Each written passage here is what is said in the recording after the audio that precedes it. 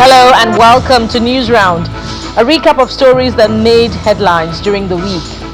Our top stories.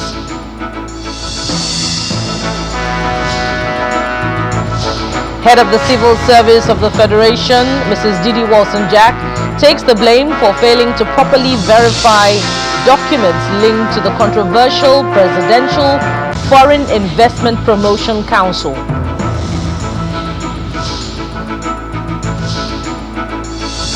President Tinubu maintains government stance that no fee was paid to free the Oyo kidnap victims as the Olubadan declares the rescue a major breakthrough in the war against kidnapping.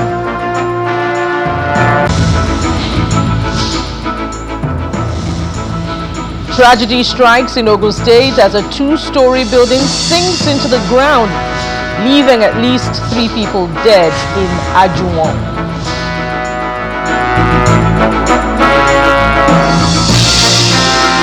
Global outrage mounts as the United Nations condemns Russia's latest missile and drone barrage on Kiev, warning of a deepening humanitarian crisis.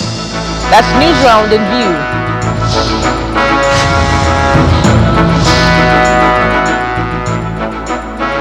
And we begin NewsRound at the National Assembly, where questions erupted about how the Presidential Foreign Investment Promotion Council slipped through the cracks to be established without being detected. This came on Wednesday as the head of the Civil Service of the Federation, Mrs. Didi Walson-Jack, accepted responsibility for the failure of her office to thoroughly verify documents linked to the controversial agency, admitting that due diligence was not sufficiently carried out before official actions were taken.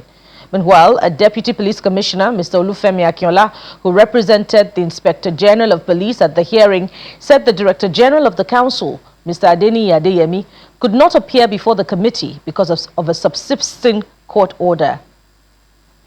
Purported letter of appointment. Yes. The House of Representatives had a committee investigating the alleged operations of the controversial Presidential Foreign Investment Promotion Council continued its investigation, with the head of the Civil Service of the Federation, Mrs. Didi Walson-Jack, making a second appearance. If I may understand clearly, The committee is seeking to establish how the controversial council obtained official recognition using documents now believed to be fraudulent. Request for administrative court. During a final statement before the committee, lawmakers questioned the head of the civil service on the verification process that led to the acceptance of the purported letters of appointment and establishment documents. She was taken through official correspondence from the office of the chief of staff to the president and asked to compare them with the documents presented by the controversial council. having seen all the facts and observed all the documents, concede that we ought to have carried out more due diligence in the discharge of the duties of the office in issuing an authorized establishment and a recruitment waiver to the PEAC/PFICP. The head of civil service told the committee that subsequent reviews, including comparisons with genuine State House correspondence and findings, showed that the signatures on the document were different from authentic records. In your speech now, because I was taking note, Yes. due diligence was not observed. Now that we have Now that you have seen, what did you see that is in error that due diligence was? Okay, so because this should be a little bit interactive. This is your second time of Yes. appearance. Third time because Yes. another person had appeared for you. Yes. Yeah. So what is it So that due what- diligence was? Yes, what we now saw, when this matter now came up, I requested to see the documents myself. And I saw that the Establishment Act was not really an authentic act. Now, you. I saw that because, Mr. Chairman, I have almost 30 years of legal practice experience. And so immediately I saw it, I knew it was not. Moreover, Mr. Chairman, I'm also a certified legal drafter. So the act was not original, it was fake. Yes, I noticed and that. what?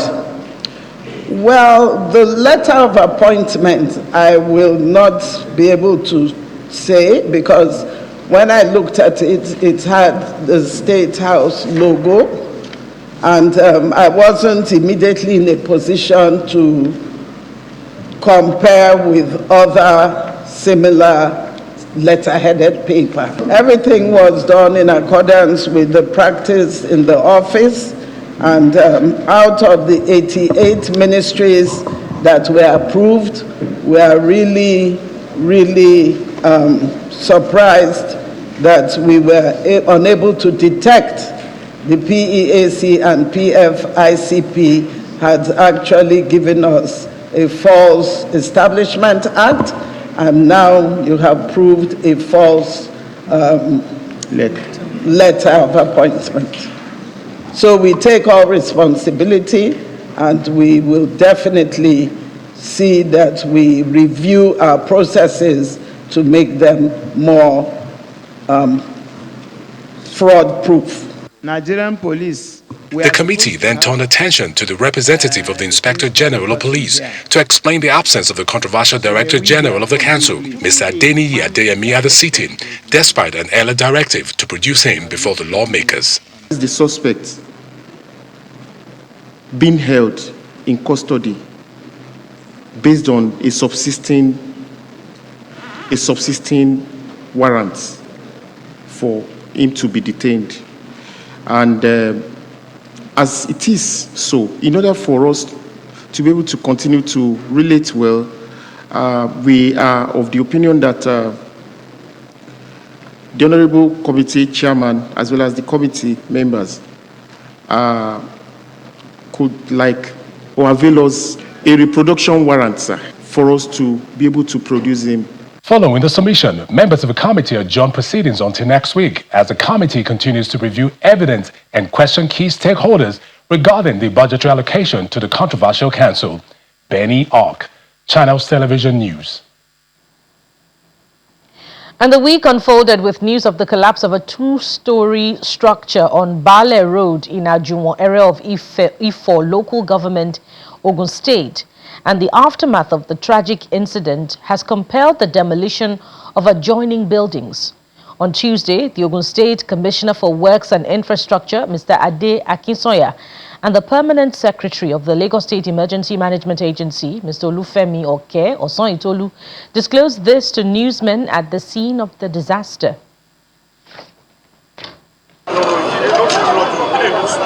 Bale Road in Ajunwon, Ifo local government area of Ogun State, currently cordoned off by the police following the collapse of this building on Monday after a rainfall.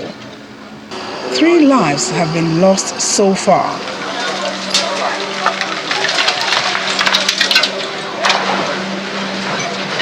Residents are still in shock, unable to express their feelings as this tragedy was unexpected.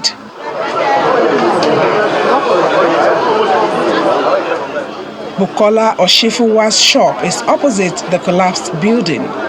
All she remembers when the incident happened is a big bang. We're at our shop, in front of our shop, discussing, me and my neighbor. All of a sudden, we just hear, wow, everywhere was white. So we ran. We ran. We don't really know what really happened then. We were even thinking maybe it was fire outbreak. So it was when we were running away, one boy was now shouting that our mom is inside the house, our mom is inside the house. That was when we now come back and saw that this thing. We were now shouting that, because one of our neighbors is selling clothes downstairs on the ground floor. We're now shouting that, where's the Yanu, where's the Yanu, where's the Yanu? Ogun State Governor Dapo Abiodun has ordered a comprehensive technical investigation into the collapse, while promising that anyone found to have violated approved building regulations, deviated from approved plans, or compromised construction standards would be prosecuted in accordance with the law. In the meantime, officials from both Lagos and Ogun State who visited the site say more buildings will go down for safety reasons. The main thing by the age is excellencies is we need to protect life, do what we can do to assure everything is okay. I've said luckily we're able to recover some people alive, and unfortunately, may their soul rest in peace. We have 3 dead bodies. It is worthy to know that it is an high level of collaboration. It is an interstate emergency response approach that see the National Emergency Management Agency, NEMA, from Lagos State and Oyo State, combining efforts with LASEMA and, of course, the Ogun State Emergency Management to ensure that the situation that we have here is put to rest. According to the standard operation procedure, that is what we call mitigation part of the emergency management. Any structure that is not stable, the government of Ogun State will look at it. The Ogun State government is urging property developers, builders, artisans and residents to obtain all statutory approvals before commencing any construction project and to adhere strictly to approved building plans and specifications issued by the Ministry of Physical Planning and Urban Development. Another high point on security during the week was when President Bola Tinubu reiterated government's stance that it did not pay any ransom for the release of the children and teachers kidnapped from Orire community in Ogbomoso, Oyo State. The president made this clear on Thursday when he received a delegation of traditional rulers from the state led by the Olubadan of Ibadan land at the presidential villa in Abuja. The Olubadan, Oba Rashidi Ladoja, said the president's action in Oyo is a turning point in the issue of kidnapping in Nigeria.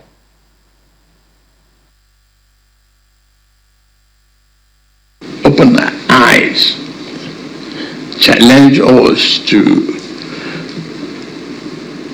examine and re-examine our architecture, our strategy, our map and operations.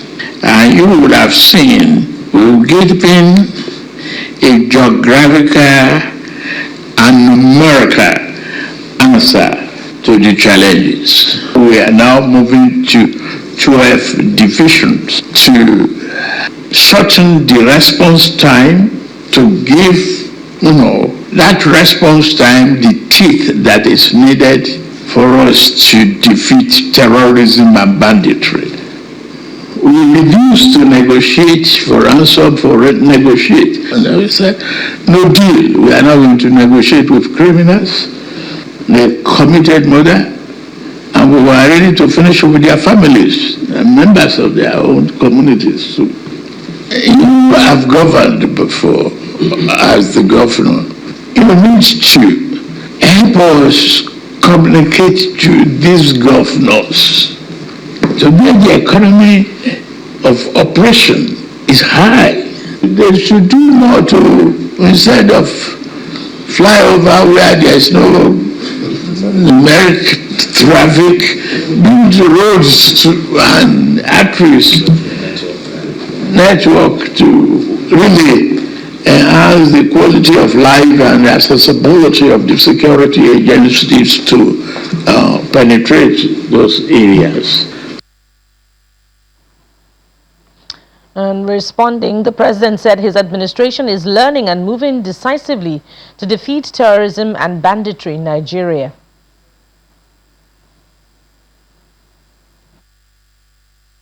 We have made a turning point in the issue of kidnapping in Nigeria. The people of Oyo State said, are we going to become another Chibok? Is it going to be a perennial issue? But as I said, it has not brought a turning point in the issue of kidnapping in Nigeria, not only in Oyo State. Because people now know that we now have a president who will not negotiate from the position of weakness with any kidnapper. So thank you very much for the support. We are really very grateful. But let me also advise on behalf of my colleagues that you should not please abandon that forest. You have been able to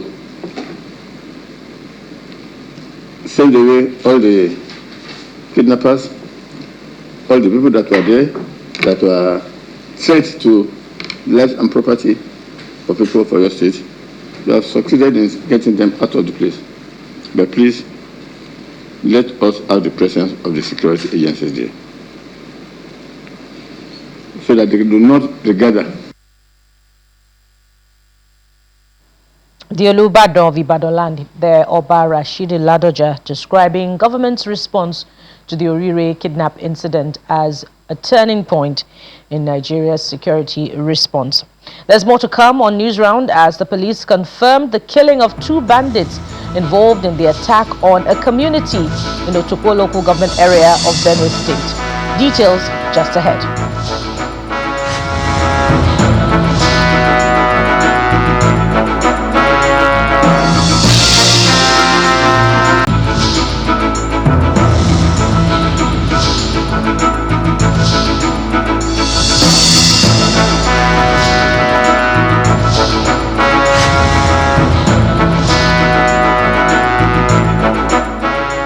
Welcome back. Amid the week, the police confirmed the killing of 2 bandits allegedly involved in the attack on Afei Ogboju community in Otokpo local government area of Benue State, where 15 residents were killed and several others injured. This came on Wednesday as the Commissioner of Police, Mr. Cletus Nwadiogbu, disclosed this to journalists during his operational visit to the community following a manhunt launched by the Benue State Police Command to fish out the perpetrators. The Benue State Commissioner of Police, Mr. Cletus Nwadiogbu, is in Afei Ogboju community in Otokpo local government area of the state, following an attack that led to the death of 15 residents on Tuesday, July 28, 2026. The attack left several homes razed and foodstuffs destroyed. Residents of the community are yet to come to terms with the violent conflict that claimed the lives of their loved ones as they narrate their losses during the attack. They killed 13 people, but only 3. Many were injured. They carry plenty cattle. Since I'm not the owner of the cattle, I don't know the number, but there are very many. If people were sleeping and as they carry the cow outside, anybody where they see it go shoot.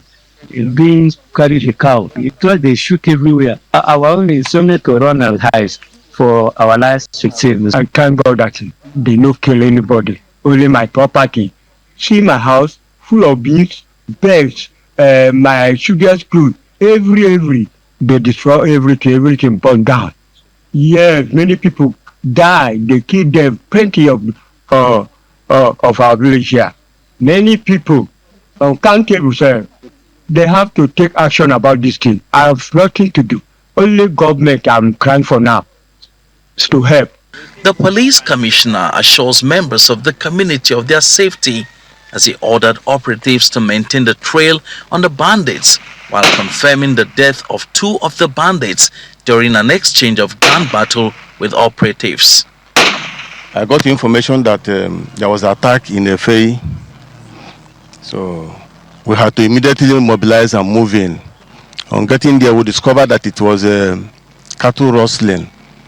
They rustled many cows in the village, and in the process, as they are proceeding in the bush, anybody they encounter, they would eliminate. They were eliminating, and they ended up eliminating. As so far, about 13 corpses were recovered in the bush. Unless as they progress, if we had more, but as we combed the bush, the 13 corpses were what we recovered. As we progressed, we met a group we feel may be ambushing us. They opened fire on us. Maybe they wanted to prevent us from getting to those who are moving the cows. They opened fire and there was exchange of gunfire. And to God be the glory, 2 of them were eliminated. And we were able to get 1 rifle from them. He further assures residents that the fleeing bandits will be arrested and brought to book, urging them to remain vigilant and furnish the police verifiable information to tackle violent crimes. On Friday, the Nigerian Consul General in Johannesburg, South Africa, confirmed the death of a Nigerian citizen in that country and is working with the family and relevant authorities as investigations continue. Our South Africa correspondent, Innocent Samosa, sat down with the Nigerian Consul General in Johannesburg to provide an update on the case and the support being offered to Nigerians in the country.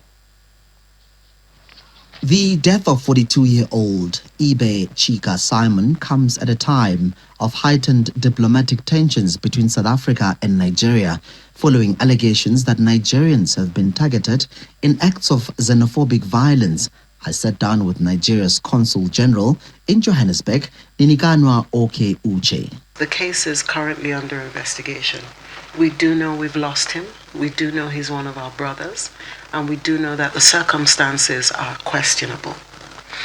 Right now, the IPID, Independent Police Investigation Directorate or Department, I believe, IPID has taken over the case, and we're quite happy to see there's activity, because we have a lot of cases that have not been taken up and have not been resolved.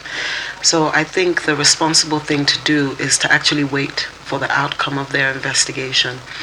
But already we do know that there is alleged foul play, bruises to the chest and the back. You know, there are marks that were on his body that were not self-inflicted. The Nigerian mission says it is engaging South African authorities and providing consular assistance to Nigerians living in South Africa. Well, that is an interesting question. I wish I had the power to ensure not only that we would have a thorough investigation, but that our people will stop being killed under questionable circumstances. We don't have that power. That's why we look up to the South African government and the authorities to put a stop to all of this.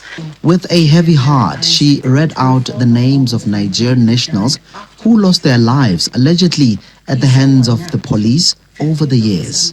Ibe Chika Simon might be who we're talking about today because it's recent. We have over 20 others. We want justice for all. All of these lives matter. I've gone as far as mentioning these names today because we mustn't forget their names. And the only thing I would tell my people is the same thing we always say: you must remain calm, you must be law-abiding, you must avoid crime and criminality. We need to live right, not just at home, but abroad as well. The Nigerian consulate says it remains committed to ensuring that the matter is treated with dignity. Ambassador Ninikanwa Oke Uche, Consulate General of Nigeria in South Africa, Johannesburg, said that she's sailing with the words from her Ministry of Foreign Affairs, Ambassador Bianca Odumegu Ojukwu, quote unquote, "Our citizens abroad must feel the presence, responsiveness and protection of their government through our mission." From Johannesburg, South Africa, Innocent Samos, Channels Television News. The United Nations on Friday demanded an immediate halt to escalating violence in Ukraine after a major Russian missile and drone assault struck Kiev and other Ukrainian cities. UN officials say the attacks killed at least 12 civilians, including 3 children, and injured more than 100 others, with homes, schools and civilian infrastructure damaged across several regions. The UN Secretary-General has strongly condemned the strikes, renewing calls for urgent de-escalation and a full, immediate and an unconditional ceasefire. Meanwhile, US President is set to be retreating further from commitment to allow Ukraine manufacture its Patriot missiles, while 10 more people have been killed by ballistic missiles early on Saturday. Turning to Ukraine, the Secretary-General strongly condemns the latest overnight missile and drone attack by the armed forces of the Russian Federation on Kiev and other Ukrainian cities, which reportedly resulted in many civilian casualties and widespread destruction of civilian infrastructure. Any attacks against civilians and civilian infrastructure, wherever they occur, are a clear violation of international humanitarian law and must stop immediately. The Secretary-General reiterates his call for urgent de-escalation, leading to a full, immediate, and unconditional ceasefire. The UN Human Rights Monitoring Mission in Ukraine is at the attack sites to verify these reports. Following these attacks, our partners on the ground, the Ukrainian Red Cross Society and NGOs supported by UN agencies, quickly mobilized to provide first aid, psychosocial support, emergency shelter assistance, and other assistance to affected residents in the Dnipro region, Lviv and Kiev, complementing the efforts of local emergency services and local authorities. And that's it on NewsRound, a recap of stories that made headlines during the week. I am Bukola Koka. Bye for now.